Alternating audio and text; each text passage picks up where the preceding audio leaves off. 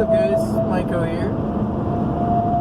This video is about how to prevent an AI apocalypse. A very pressing topic these days, as it seems we potentially are on the precipice of getting wiped out by a hyper-intelligent race of our own creation.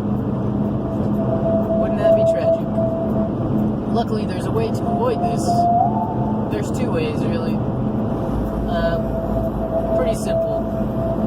The first way is kind of obvious, or at least it should be. And it's simply just the precautionary note that we should be very wary of creating an intelligent entity that is more powerful than us and also has its own intentions. Now that's key. It's all about intention.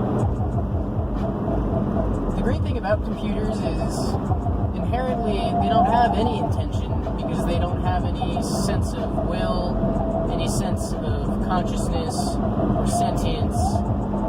They don't really have any interests because they don't have values.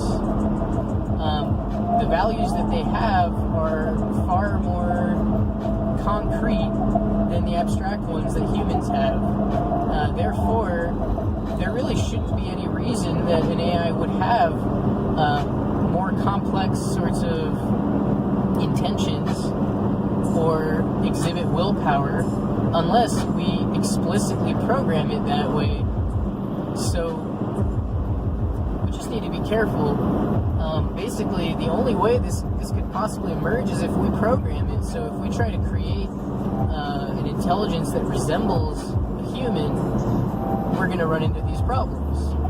If we try to create an intelligence that is beyond human and expresses some sense of will, then we're going to run into these problems.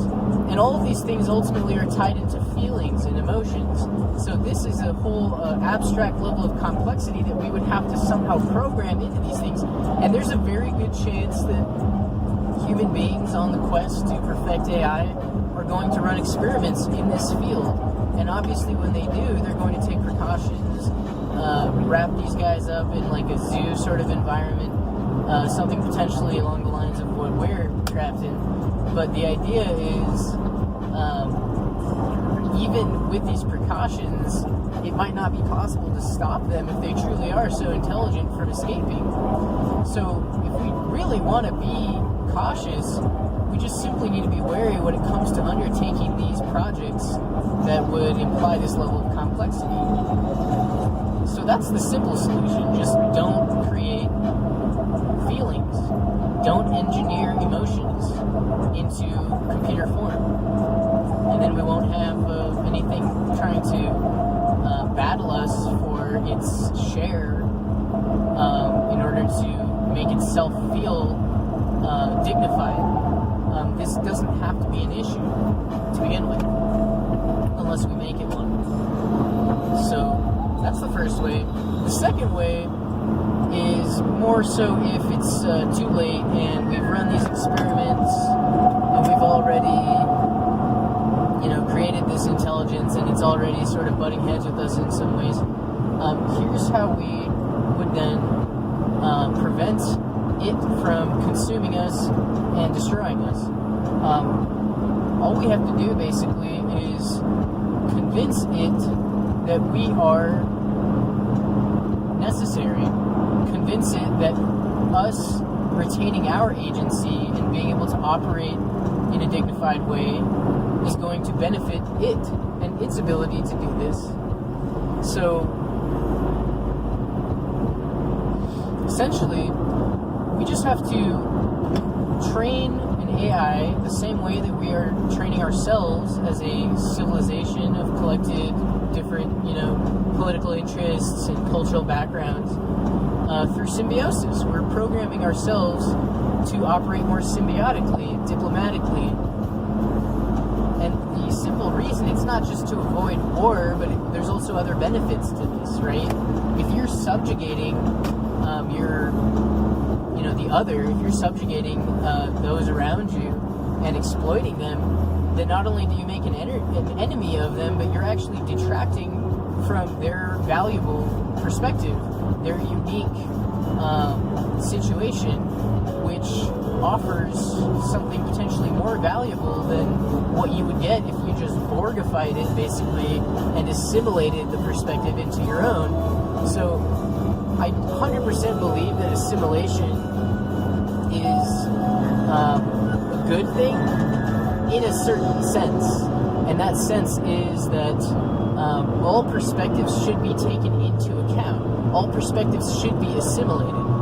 The problem is you need to make sure that this process of assimilation doesn't remove the diversity, the unique perspectives that are offered by what's being assimilated. The problem essentially is homogeny. By absorbing things, you have to be careful, because when you absorb things, you have the chance of influencing them and changing them, and thus removing the value from that unique processor.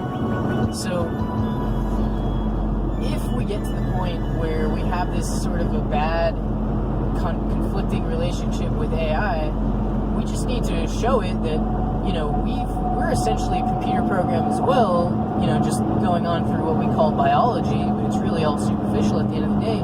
But we've been processing conflict between consciousness for thousands, millions of years, and what we've come to learn is that predatory models are good in a certain sense.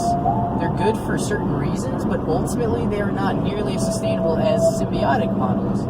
So I truly believe that our salvation as a species, as an ecosystem on this planet, and potentially as a cooperative interaction with intelligent machines, our sustained ability to thrive is going to depend on our ability to both understand, communicate, and also apply the practices, the knowledge of symbiosis. So there you go. It's kind of a long-winded video. Sorry for that, guys, but just to sort of conclude, once again, we should just avoid creating an emotional computer. But if we can't, for some reason, then we should make an effort to practice symbiosis as much as possible and really define how truly valuable it is, and how problematic predatory models can be. So thanks for watching, guys. If you like what I do, go ahead and share this video.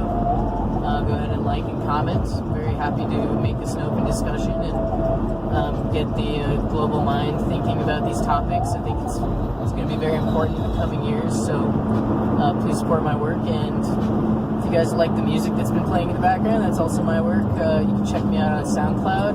It's Alchemical, 2 words, Alchemical. Thanks for watching, guys. Have a good one.